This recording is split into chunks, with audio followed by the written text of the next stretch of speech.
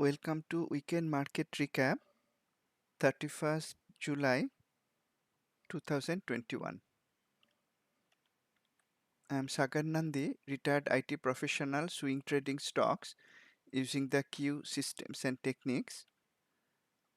You may contact me using my email ID tradingprofitably@gmail.com.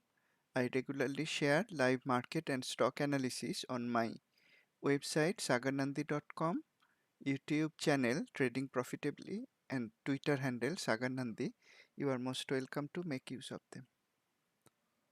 Disclaimer: this demonstration is for educational purposes only. I am not an investment advisor. It is not a trade recommendation. Trading involves risk. You and only you are solely responsible for the outcome of the trades. These are the Q systems I use in my trading. They run on underlying TradeStation and Metastock platforms. That was the last slide. Let's continue with the live system, starting with a look at the global markets. Australian index first. For last several webinars, we saw that the global markets were moving sideways. Last webinar, we saw that China market and Hong Kong market broke down. That was probably because of the regulatory restrictions there, new regulations. All the other global markets continued to move sideways. Let's see if there is a change in situation this week. And while doing that, we keep in mind two different concepts. One is whether the market is bullish or not, and whether there is a trade setup or not. Sometimes in a bullish market or in a sideways market, we may have a trade setup that is bearish rather than bullish. We will see if that situation is starting to seem to appear. This is Australian index that was moving sideways in the daily chart. It had displayed an indecision signal and, more importantly, bearish headwind at the same level earlier that created a watermark resistance, and this week price tried to go above that, displayed an indecision at the top, a bear release signal, and then closed below the watermark level, creating a false upside breakout. And along with that came a bearish headwind in the weekly chart also. The backdrop color flipped from cyan bullish 1 week ago to magenta this week. Because it was and is in a sideways range in the daily, and it is at the upper edge of the range, and it created a false upside breakout with bearish headwind in the weekly, I will be more inclined to take a short trade in constituent stocks than trying to go long here. Let's see if that situation is true for other countries, including USA as well. Topics index, Japanese market.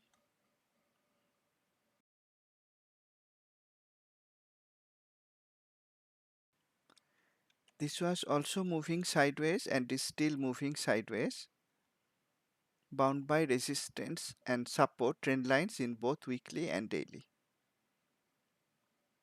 On Friday, we have bearish flow. This week we have bearish backdrop. However, it is close to the lower trend line support in a sideways range, and it is close to the lower edge. That's why we are not going to look for a short trade in it right now. Continuing to move sideways and no likely trade in the Japanese market. CSI 300 China index broke down below support 1 week ago. Now recovered somewhat, but not much. The weekly backdrop is remaining bearish. If daily comes down now and gives a bearish flow candle, that will confirm the first go with flow trend following short setup after this prolonged sideways move. Again, the next likely trade I will look for in China market is also on the bearish side, not on the bullish side.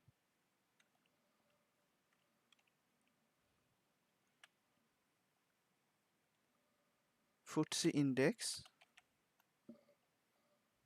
UK market, continuing to remain inside the triangle, near the tip of the triangle. We are not going to take a reversal trade near the tip of the triangle. In this situation, we'll have to wait for a clear breakout to know the direction and then trade in that direction. No trade likely in the FTSE market right now. And lastly, India's Nifty 50 index. It's moving sideways inside the triangle pattern formed by resistance memory, support memory in daily. Weekly is also moving very much sideways. The trend line resistance and support are very close to each other. So again, we will have to wait for a clear breakout to know the direction and trade in that direction. Therefore, global markets are mostly continuing to move sideways, just like 1 week ago. China market broke down, it may give a short setup next rather than long setup. And Japanese market is the, or was it Australia? I think Australia, right? AXJO. The Australia market is the only market where I may look for a short setup right now among the global markets. Others don't have any likely trade setup immediately. What about the USA market?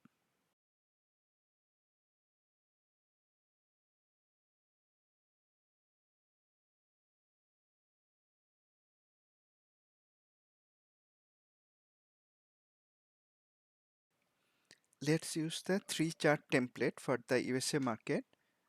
The Q weekly daily on the left and on the right hand side the alternate daily chart with HGSI signals, HGSI like signals. This is looking similar to the Australian market. The daily was inside a box, came to the upper edge of the box, the watermark level there, tried to go above that, displayed indecision at the top, tilted down below the watermark resistance, creating a false upside breakout. And while that happened, the weekly displayed bearish indecision at the top and bearish backdrop. If we combine the weekly daily, again I am likely to look for a short trade here than a long trade. In fact, I took a trade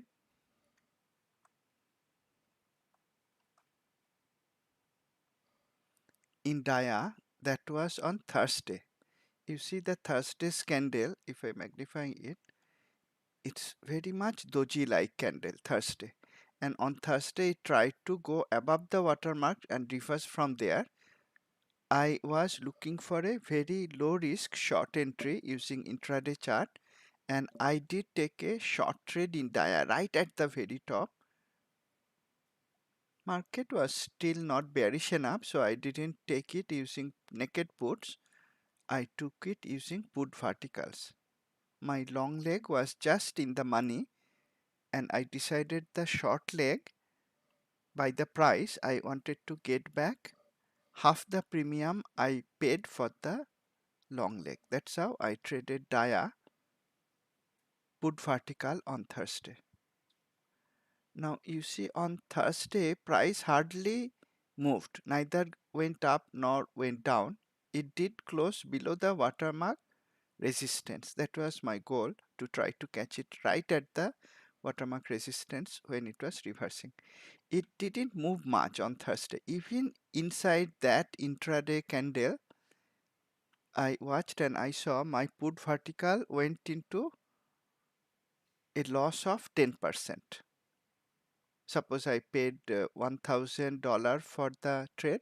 It was not $1,000, but suppose I paid $1,000 for the trade, and at the close of the day, the value was 900. So it had a loss of 10% by the close of the day. And I don't think it was so much because of the movement in the market, because DIA hardly moved, but it was more for the loss of volatility as price did not move. Then on Friday, price came down.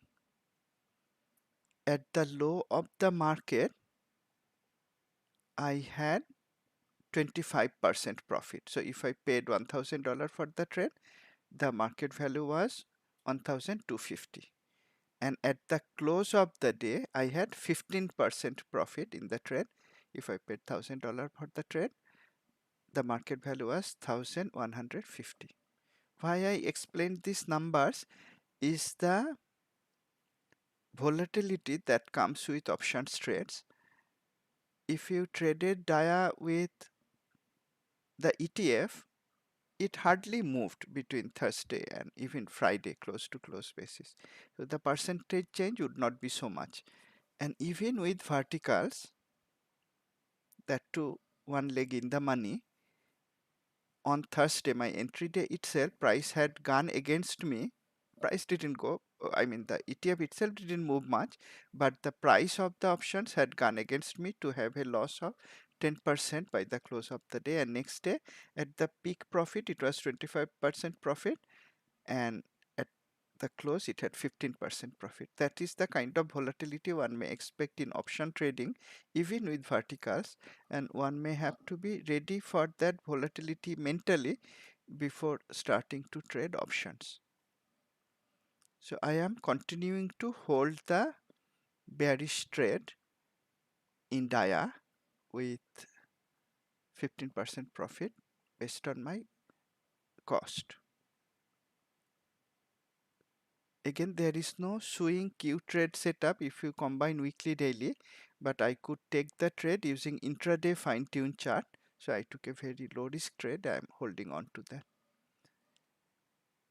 In this example, I also show that how I was prepared to take a trade and was ready, and I was watching the intraday chart and clicked the buy button without hesitation when the opportunity came. I didn't think again because I was already prepared. Just like the Australian market, my next trade I would have looked for in DIA in the bearish direction. Based on weekly daily also, I would look for a bearish trade now rather than a bullish trade, because it is at the upper edge of the sideways move. It has a false upside breakout. It has bearish backdrop and indecision at the top in both weekly and daily. Let's look at S&P 500. Not all the ETFs may look like ready for giving a short setup, but DIA was, and I think SPY is also in that same situation. It displayed the very useful, in my view, bearish headwind near the very top, and earlier it had displayed bearish headwind at the same price level, near the same price level. On Friday, it displayed indecision at the top. Price closed with an indecision shape candle. In weekly, it again displayed indecision at the top, and the backdrop color, interestingly, though price hardly moved from previous week's close,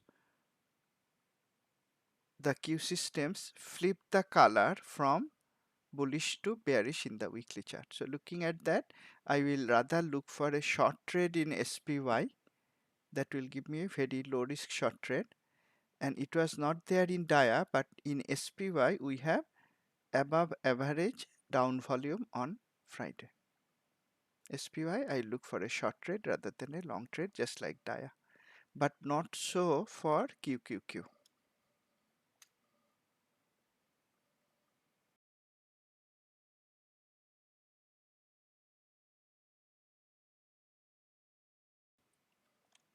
QQQ also displayed the bearish headwind, displayed the indecision at the top. However, two things are different from SPY. One important thing is that price is very close to trend line support. That was not the case for SPY and DIA, Because of the trend line support, I am not going to look for a short setup. And also, unlike SPY dia, here the weekly color is neutral, not bearish. Not an instrument where I look for a short trend. And that is interesting that QQQ held on to the support very well on Friday, the support trend line. This one. It held up to the support very well in spite of a big drop in Amazon after earnings. IWM.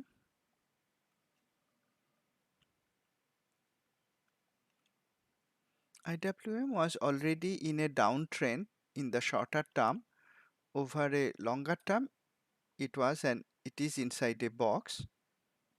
In this area, it dropped, tried to recover, came to the yellow direction line, displayed two indecision at the top, one after another, and price tilted down on both Thursday and Friday.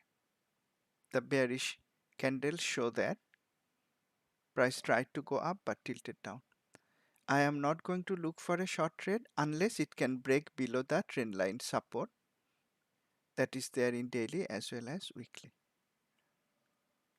One thing you may notice that IWM was weaker of the market ETFs, and I discussed that in several webinars earlier.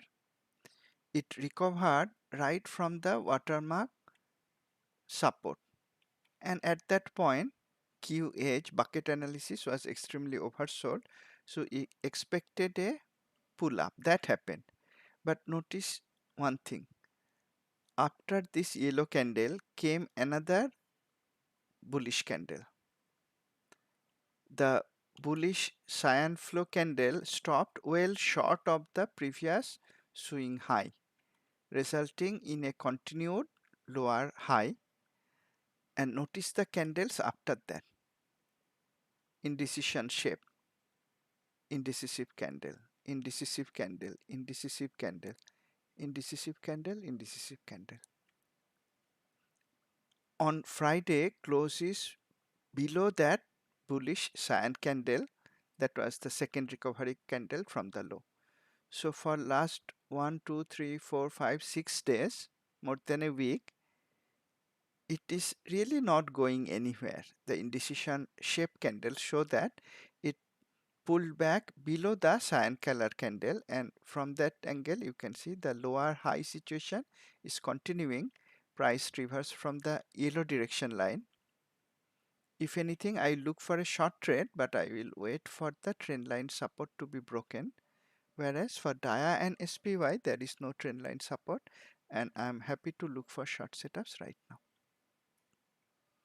Therefore, some global markets and some USA ETFs are telling me that my preferred trading direction now is in the bearish side. Not that the market turned bearish, and that's why I started with the distinction of market being bullish and bearish and about the trade direction.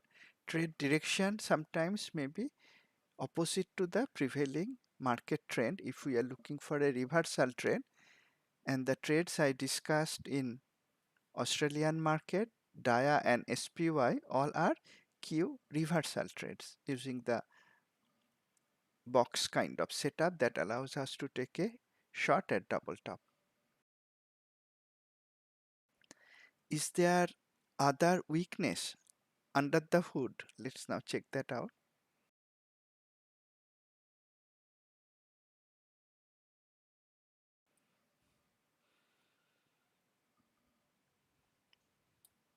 Let's start with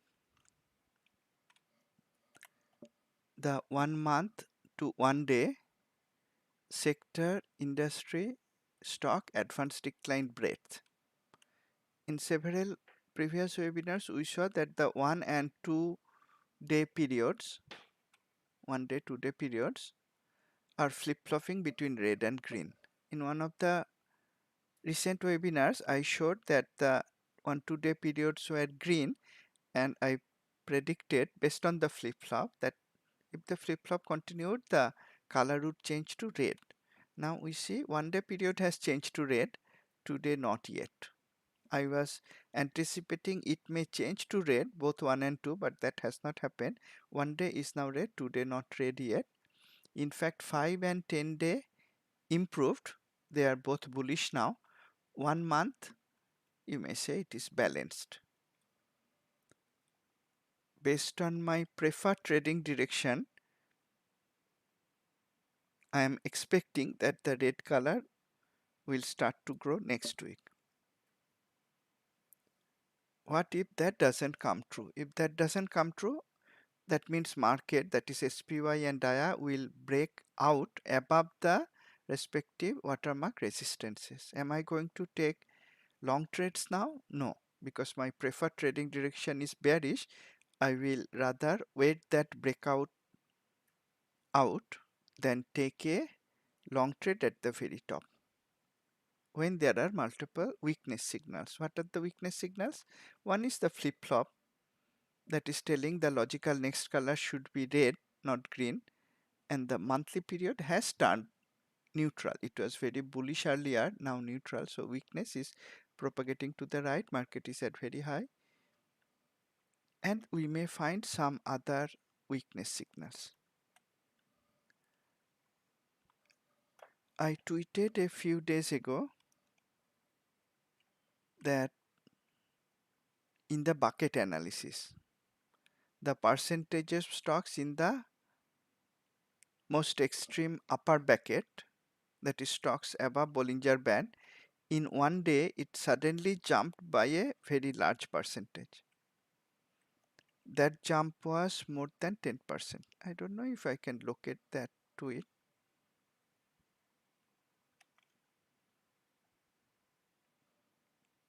But if you are following me on Twitter, you would have noticed that tweet. Yes. On 29th, let's see this. 29th July, midday, I tweeted that sector industry stock advance decline is clearly bullish as of midday. And that can be seen from here. 100% of industries, 92% of 100% of sectors, 92% of industries and 87% of stocks were up. That is a very bullish picture. Then I noted, in fact, it may be a bit too bullish as shown by bucket analysis. 17% of stocks moved above their mid-Bollinger Band in a day. That can be seen here.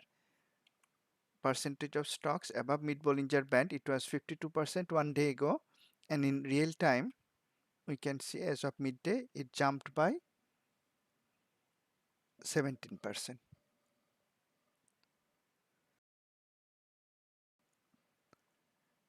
And more than that,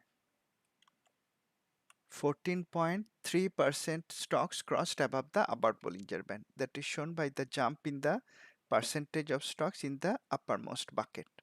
It jumped from 4.6 to 18.9. In fact, after that, it crossed above 19, maybe crossed above 20 also, I was not watching. But whenever the jump in the uppermost band bucket in 1 day becomes 10%, 15% or more, then I have noticed that as if the market is going up, spending too much fuel in too short time, and it may, if not pull back, at least take a rest there for a while to catch its breath. So I tweeted that on 29th July midday. So 29th July was Thursday. And remember, Thursday was the day when I took the short trade in DIA at the very top using false upside breakout on intraday charts. And the bucket analysis helped me to decide in favor of that trade.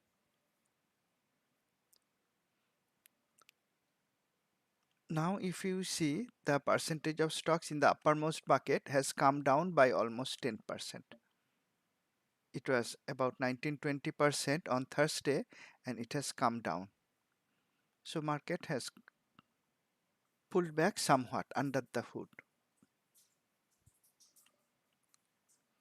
If we look at Finder now, technical breadth, The weekly picture is bullish, balance between technical bullish and bearish signals. All signals 64% bullish, strength signal 72%, trend continuation 63% bullish, reversal 62% bullish. Bullish all across the different categories. The number of bearish headwinds in the weekly is of a concern. If it comes to 2% or around that or more, it is around 0.9% now. In the last webinar, it was about 1%, and I mentioned it is not at an alert level yet. That was useful. Market didn't drop. Now it has come down to 0.9%. No alert from there. Weekly is bullish. However, Friday, what happened? The market ETFs didn't drop much, but see the technical signals that we got. All signals 73% bearish, strength 85% bearish, even trend continuation in a very bullish market, at least at the ETF level, 58% bearish, reversal 81, very high percentage of bearish signals. So in terms of technicals, Friday was telling us that the market is getting ready for taking short trades, maybe reversal trades, maybe breakdown trades, but more short trade setups came on Friday than long trades. That's another reason I am thinking of more taking bearish trades, and if the market breaks out to the upside, I will wait out. I will not take long trades probably. That is my current plan.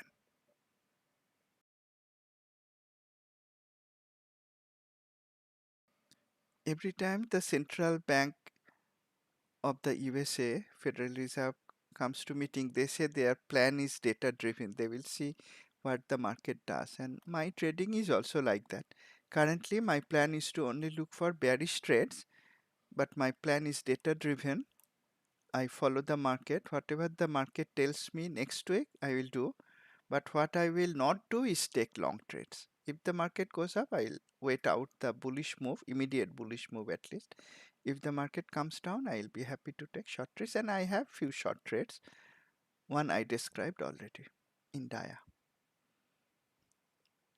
What about the market internal? We look at that, but why don't we also look at seasonality? Now a new month is starting from tomorrow. Let's check the seasonality of the market ETFs.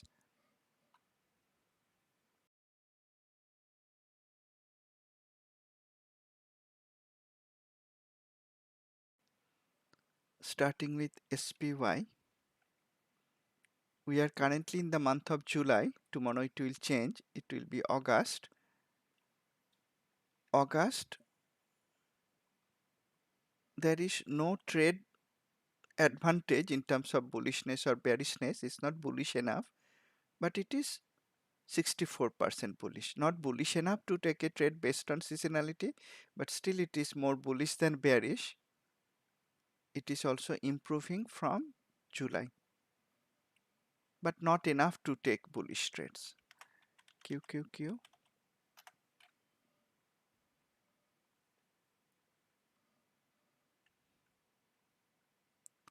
August seasonality is actually weaker than July. It's opposite to what was true for SPY. That's a reason to avoid taking tech stocks. A little bit of influence we may get from it, not a lot of weight I put on seasonality, but at a broad level, this is showing that we may not like to be extra bullish on QQQ in the month of August. Seasonality is less bullish than SPY, and also in SPY it was improving from July to August. Here it is decreasing from July to August. What about Dia? I didn't check that. I have a bullish trade. Anyway, I don't think seasonality will be strong enough in August to dictate that. Well, it happens that August has weaker seasonality than July. So in some way it helps me taking the bearish trade in Dia. But in any case, the seasonality is not strong enough to justify taking a trade based on that. and small cap IWM.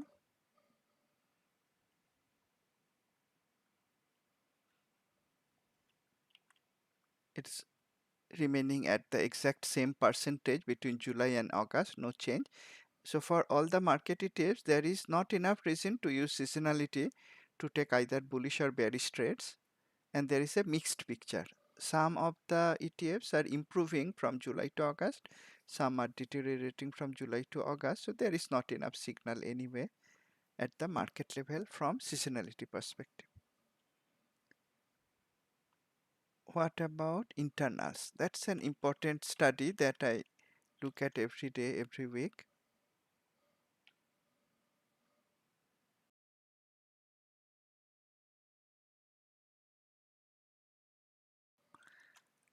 First, having a look at the composites, NASDAQ and NYSE.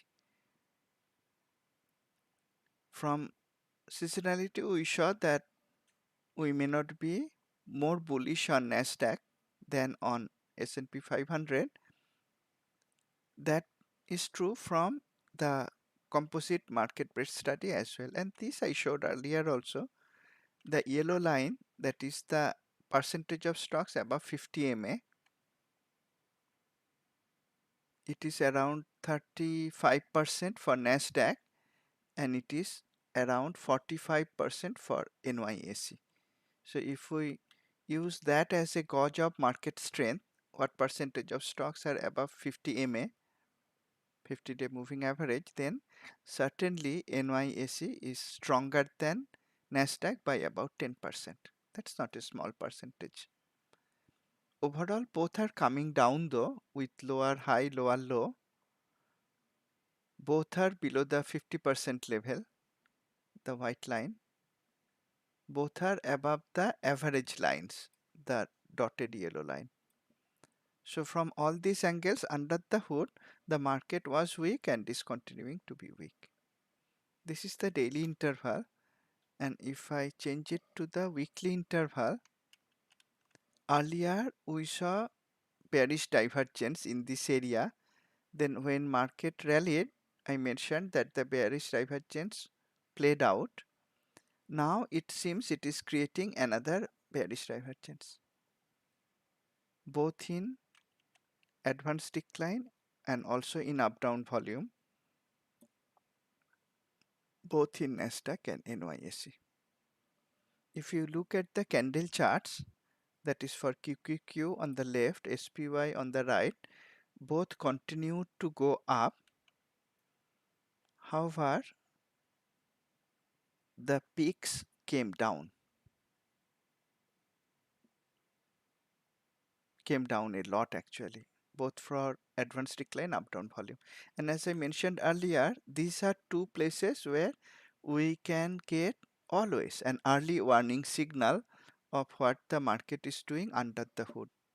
We can get the same, though based on totally different criteria, early warning signal from QH market breadth, that's from sector industry stock advanced decline, and here we are getting from very broad studies from the whole exchanges, Nasdaq and NYSE advanced decline, up down volume.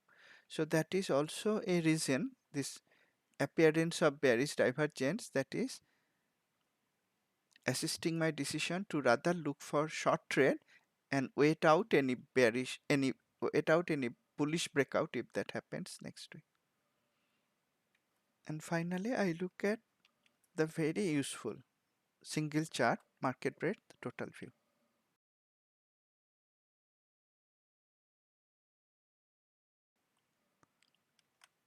This single chart combines the insight from two exchanges, Nasdaq, NYSE, and four major indices, S&P 1500, 500, Nasdaq 100, Dow Jones. Everything combined into one chart.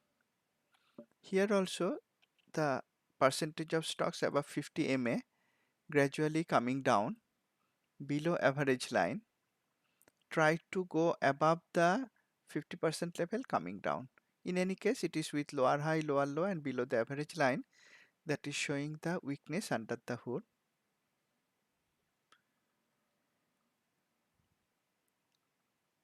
Last couple of days price didn't go anywhere. This is for SPY. Here I am not looking so much at the candle chart, but I am looking at the breadth indicators like the yellow line I described. And then I am looking for accumulation counts or distribution counts. At the market top, I am looking for distribution counts to look for bearish pressure, but there is none. There is no distribution count for the whole week.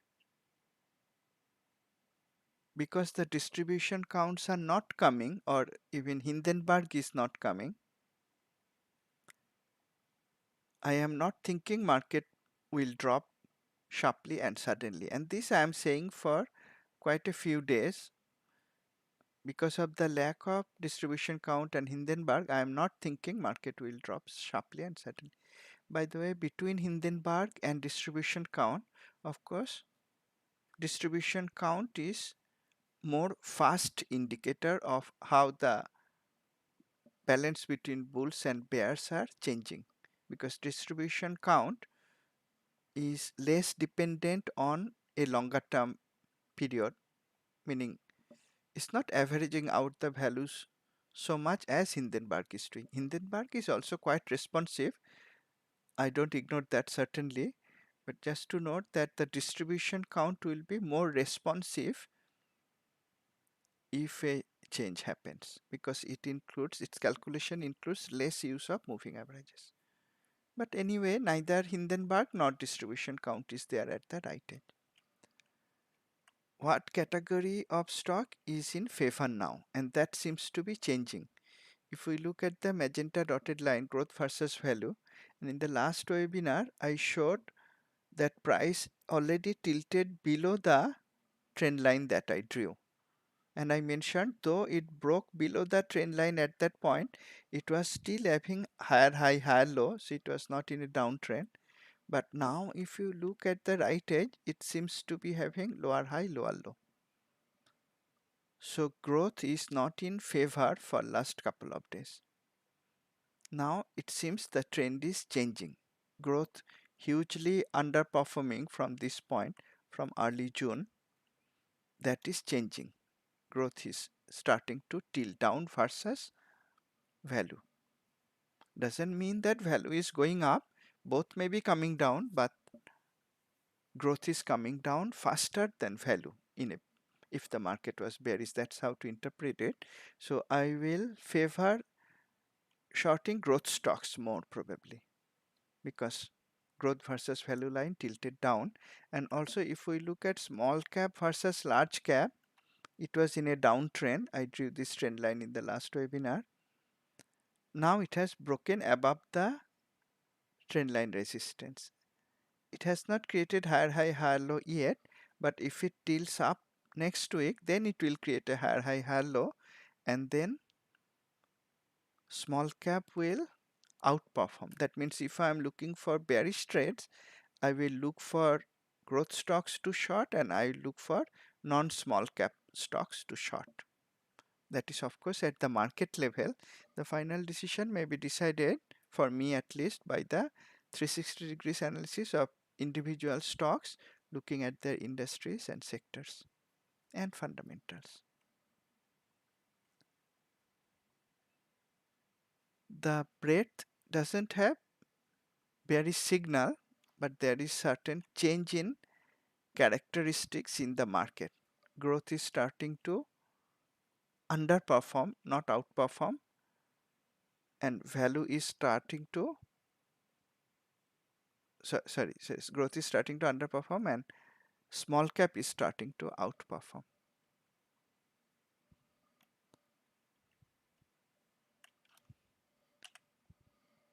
Now let's have a look at the mega cap. We saw that small cap is starting to outperform. Can we see that from mega caps? And in the last webinar, I walked through all the mega caps. Let's see if anything has changed and my analysis came true or not.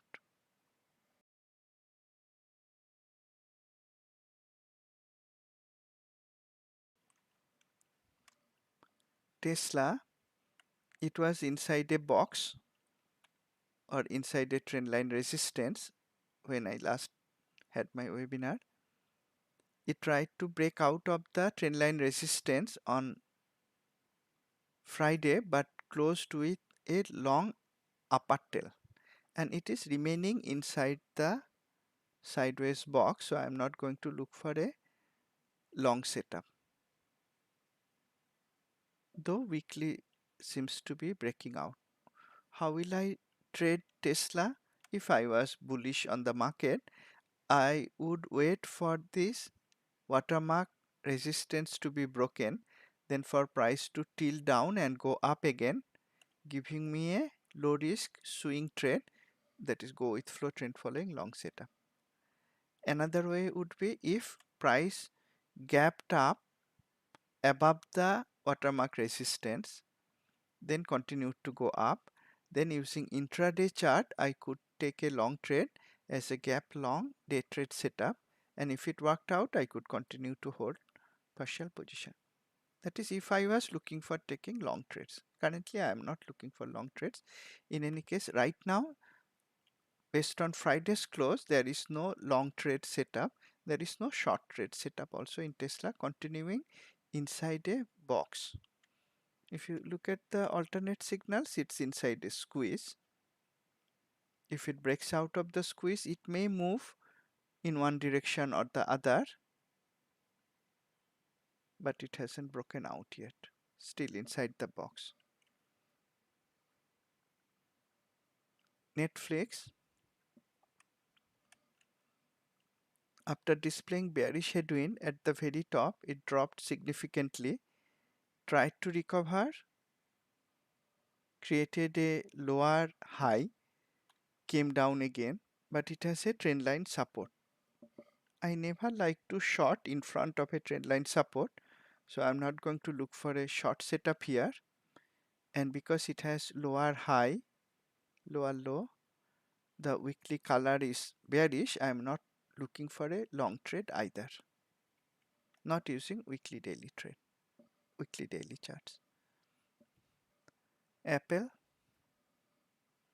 and you will see, and the last webinar also I showed several market ETFs displayed bearish headwind and several individual stocks including mega cap stocks displayed bearish headwind. Netflix did and Apple also did. That was a signal to be cautious anyway. Two bearish headwinds in Apple. After earnings, price dropped and then it is moving sideways. Now if it can break down below the sideways range, I'll be happy to take a short trade in Apple. If it goes up, I will not look for long trades because the trend line resistance is nearby. Microsoft displayed a bearish headwind at the very top, then earnings came, price came down little bit. I'm not going to take a long trade now. The daily color is bearish.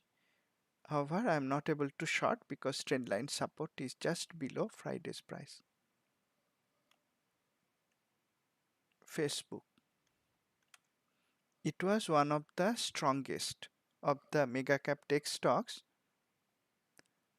Weekly had a bearish headwind. Price tried to break above the watermark created by the bearish headwind, and immediately next week it reversed, creating a false upside breakout. Backdrop color bearish, bear release signal. In the daily, indecision at the top, again indecision at the top, again indecision at the top, and while that was happening, the daily color changed from green to red to magenta, became more and more bearish. It's already some distance away from the high, swing high, so I'm not going to take a short trade using daily weekly charts. The stop would be far away, but I'm not going to take a long trade also because daily weekly both are bearish. Also, if you notice in the alternate signals, we have the biggest down move in 1 month.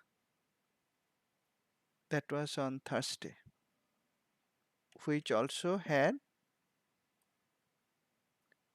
a Kahuna, also had a viable gap down. It's just the opposite calculation of viable gap up. So on Thursday we had multiple bearish signals. On Friday it fell further. So if you watched the Thursday signals, you could look for a short trade in Facebook on Friday using intraday charts, and you could probably take a day trade in the bearish direction in Facebook on Friday. I will not try to short Facebook at this point because not using daily weekly, because the stop will be far away.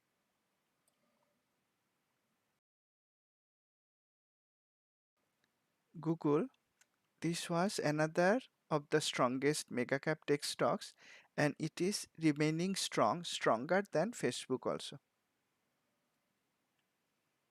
The weekly changed color to only neutral, and though daily came down little bit, it has trend line support, didn't come down much. It also declared earnings already.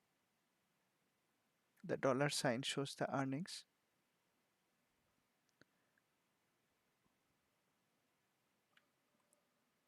I will not buy it, but it is so far it is looking like the strongest of the mega cap tech stocks. And we look at Amazon last. If you remember, in my last webinar, I mentioned that it seems Amazon was starting to create a false upside breakout. Now that false upside breakout is clear. I did short Amazon once using the bearish headwind. I shorted it on the very next day.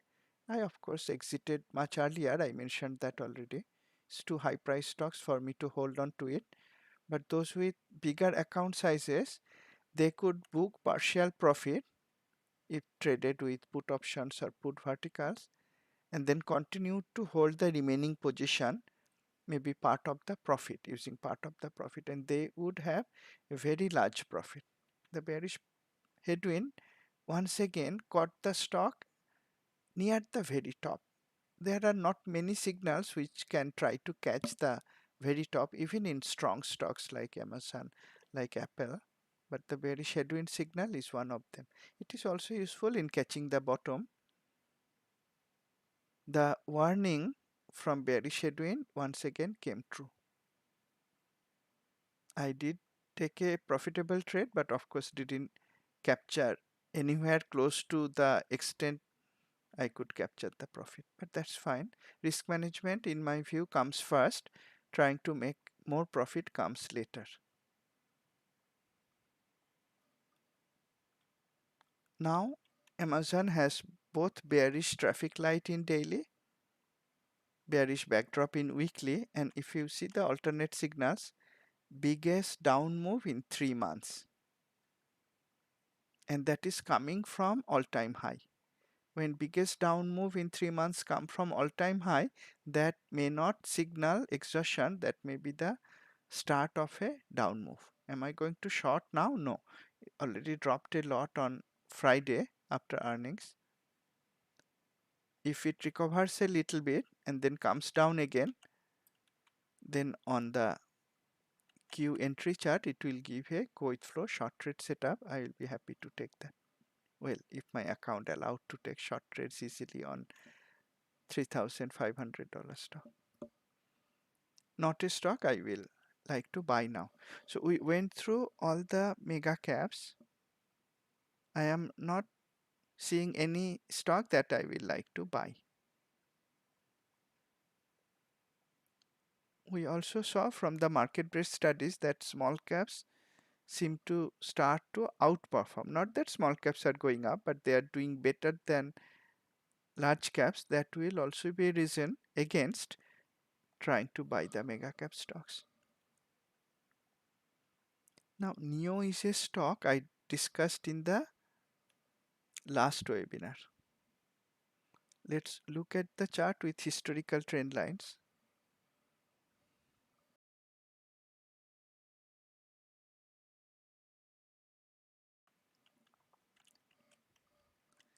At that time, along with the Chinese market, Hong Kong market, several Chinese stocks listed in the USA also broke down. NEO was one of them. How did I find it? On that webinar, that was last Wednesday's pre-market webinar, I looked at all the breakdown candidates and I tried to look for 360 degrees bearish trades. And I showed using live systems that it was not easy to find bearish trades.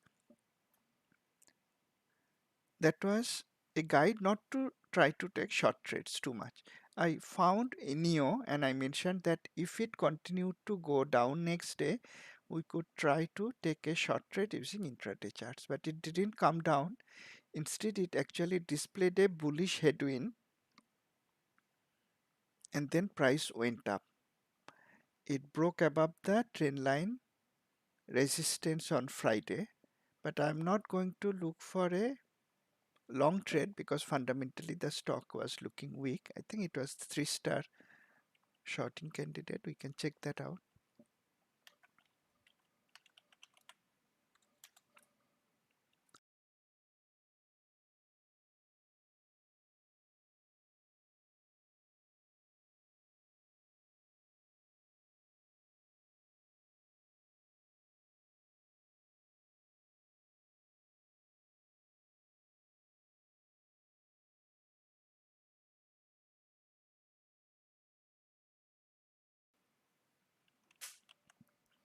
Yes, it is a 3-star shorting candidate, overvalued stock with negative earnings growth. So that's why I looked for a short trade, but that opportunity didn't come. Now, if price comes down below the trend line resistance, then it will continue to have lower high, lower low. And if I now go back to weekly daily, if the daily now tilts down, reverses below the trend line resistance, gives me a bearish flow candle in daily, and the weekly changes color to magenta, that will give me a go with flow short trade. If the weekly does not change color to magenta but the daily comes down, and in this case it will come down from the yellow direction line, then it will give a pullback bearish trade. So we may look for either a pullback or a go with flow short trade in NEO if it comes down next week. The trade that the stock that I was tracking from last webinar, that trade may still come, it has not come yet.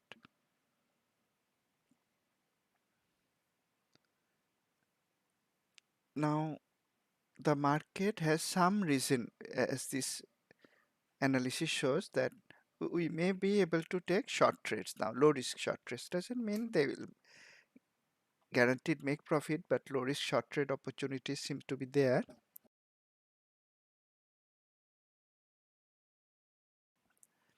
They may be box short setup, bounce short setup, or headwind short setup, the reversal kinds more than trend following or breakdown kinds.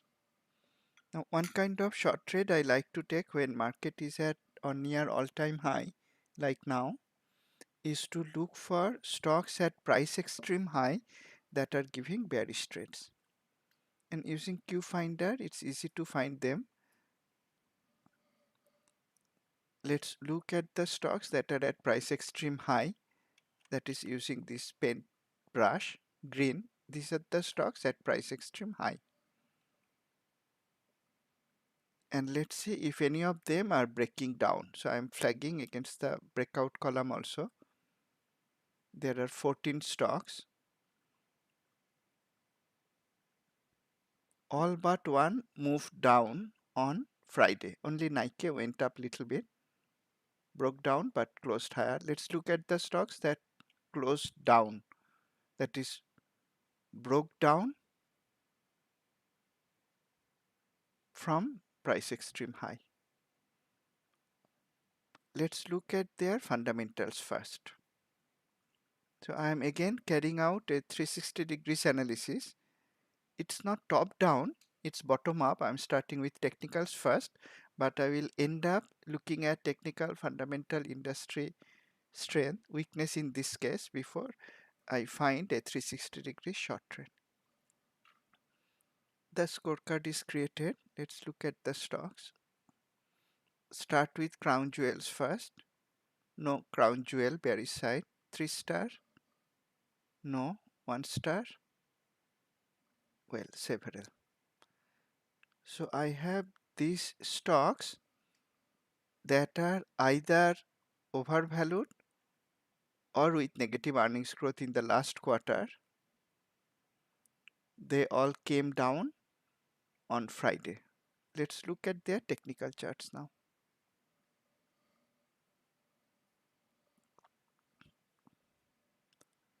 MCO Moody's broke below trendline support.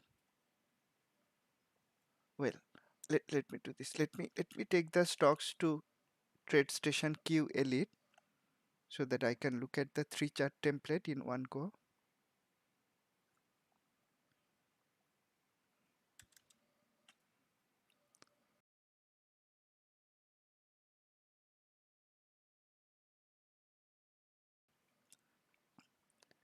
APLS at price extreme high shown by the pendulum band indicator broke down below trendline support, but there is another trendline support nearby, so I will not short it right now. The weekly is allowing shorting.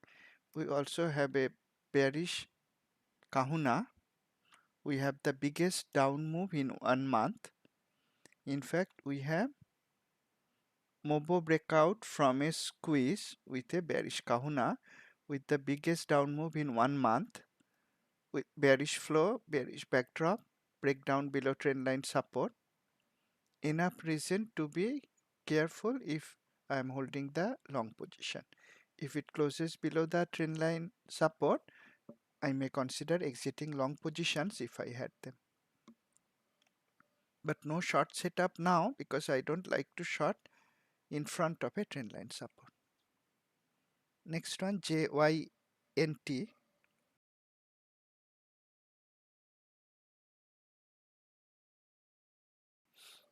I'll be more inclined to short this stock. The weekly is at a very high price level, then it displayed 3 indecision at the top. Backdrop color changed to magenta 1 week ago and again this week. We have a bear release in weekly this week. In the daily, bearish headwind at the very top. Price gradually came down. It was inside a triangle. On Friday, it broke down below the triangle but closed with an indecision candle with indecisive signal at the candle. So I wouldn't have shorted it on Friday. But if price continues to go down next week, I will look to take a short trade provided the industry is weak. So I will look at this stocks industry. Let's look at it now. JYNT.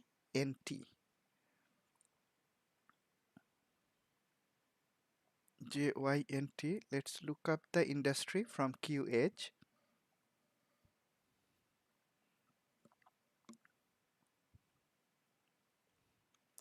Industry in fact improved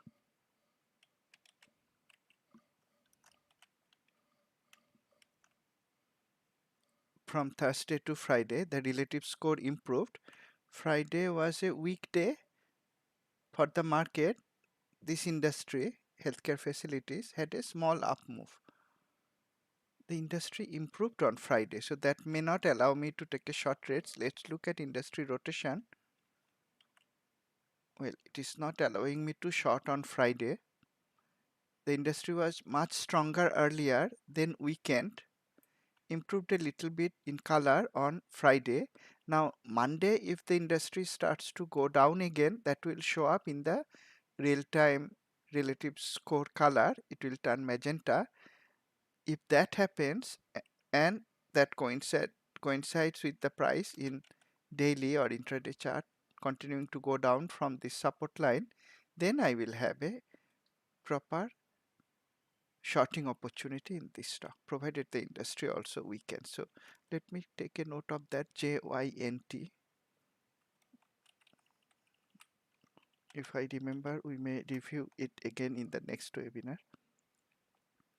Next one, DocuSign, DOCU, at pendulum high, broke down below trendline support. Bearish traffic light, bearish shape. I will not short it unless it can come below this watermark resistance, thereby creating a false upside breakout. I'll not short it right now, but if I had a long position, I will watch it carefully because it has bearish looking candles on Thursday, Friday and broke below two trend line supports. These trend line supports work very well in supporting price, and therefore when they are broken, that also may be taken seriously. I will not short it now, wait for a false breakout in the weekly, but if I had a long position, I will protect profit. Next, WELL, WELL. This one I will more likely be happy to short. The weekly changed color to bearish color, has a bear release signal, indecision at the top, bearish shape. Daily was moving sideways for a while, then broke below trend line support, though not much, so I wouldn't have shorted on Friday, but if price continues to go down on Monday, this may be a nice shorting opportunity. Also has a reversal at pendulum high. I looked for stocks that are breaking down at pendulum or price extreme high, and whenever a reversal is associated with price extreme high, that is significant. So we had that on Friday. That adds extra reason in favor of taking a short trade.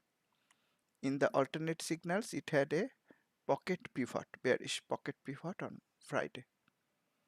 So well, I may look at that, but let's look at Well's industry, starting with the graph again.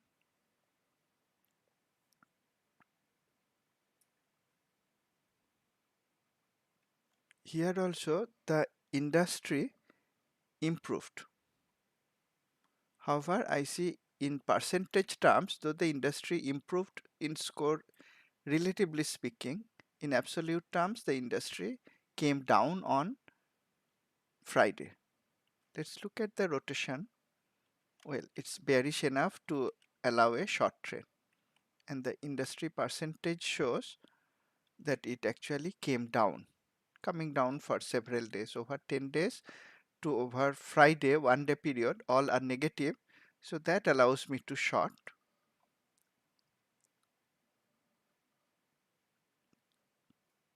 Let me add this also. I may keep track of it in the next webinar if I remember. Two more stocks. Let's complete them before I end. LSXMK, Liberty Media Corporation, at pendulum high, broke below trendline support, but indecision candle shape in daily. Daily color is also not bearish, and weekly color is bullish. So I'm not going to take a short in this. The last one, MCO, I would rather short this kind of stock. And you see from these examples, I am as comfortable taking trend following trades as shorting the top or buying the bottom. That is because I have very reliable reversal trade setups as well. At price extreme high, inside a Q squeeze, last couple of days has skyscraper bearish volume. In fact, 2 out of last 3 days had very high bearish volume, and all the 3 days had above average bearish volume. Not that only on Friday it was weak. In fact, it was coming down for 3 days in a row. The volume clearly shows that. And once again, the bearish headwind came near the very top. The weekly color flipped from neutral to bearish, and earnings. I can see earnings was here. So if a stock is at, it looks like at all-time high, certainly at pendulum high in daily, weekly both, inside a squeeze, breaking below trend line support after earnings, that may be a reason to look for a short trade. And in the alternate signals, I see two bearish pocket pivots in a row. And on Friday, we have MOBO breakout from a squeeze. The price was at extreme high jump, especially the cyan levels. That is also an early warning signal that price may start to roll over. It has already started to roll over after displaying the bearish headwind, broke below trendline support. Now last thing is to look for its industry. Let's check that out. Start with the graph again.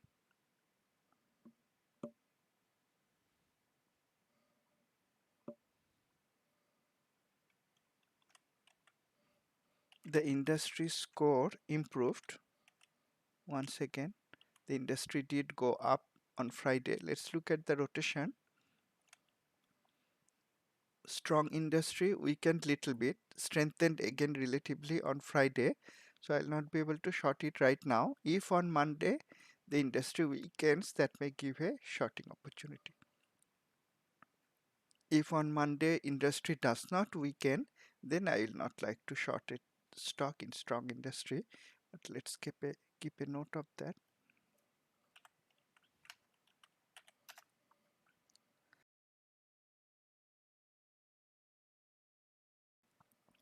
In the last webinar, I carried out a similar exercise and didn't find many shorting candidates. This week I seem to have a better luck.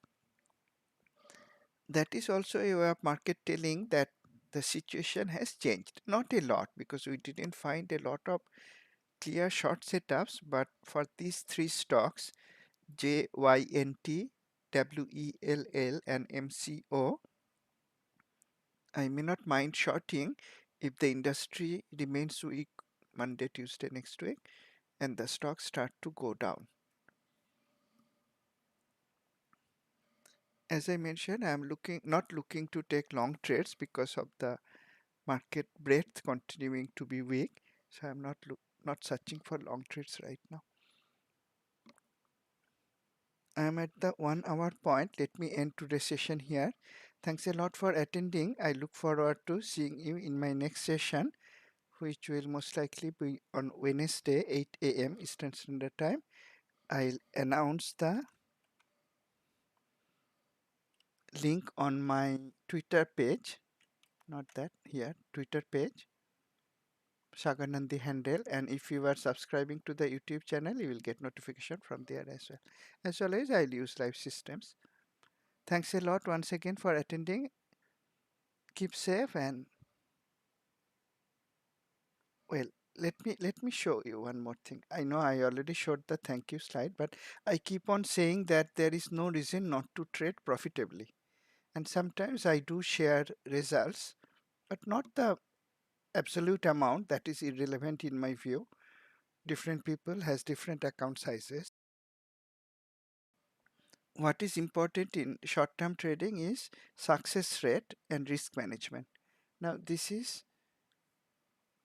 a snapshot and I like to share this because this is very visual from a brokerage in India. The same technique of course I use in other markets also. This is one of the traders that is using Q systems very close to me. This account started in February.